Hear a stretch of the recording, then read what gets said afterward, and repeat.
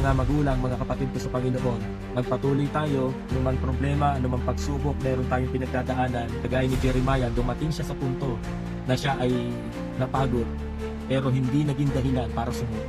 At lahat ng kanyang mga isinulat ay napakinabangan sa panahon sa aklat ni Daniel, na mayroong mga Sadrach, Mesach at Abednego na kahit itapon sa apoy, hindi sumusuko.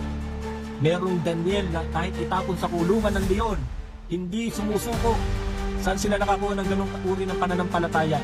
Sa mga isinulat ni Jeremias. Sa Daniel chapter 9, nagbabasa si Daniel ng mga isinulat ni Jeremiah. Akala ni Jeremiah walang nangyari sa preaching niya, pero napakinabangan sa panahon nila Daniel. Bakit merong mga kabataan na nag-stand sa pananampalataya? Dahil merong nangaral. Kaya purihin ng Panginoon, lahat ng hirap na ating tinitiis, mga kapatid, magiging kalakasan yan sa bawat mga kapatid natin sa Panginoon. Amen? Na pag narinig ang iyong istorya, lalakas sila. Kaya purihin ng Panginoon, ipagpatuloy po natin ito, mga kapatid. Nahihirapan ka man, nasasaktan ka man, nasusugatan ka man, hindi yan magiging dahilan para sumuko sa paglilingkod sa Panginoon.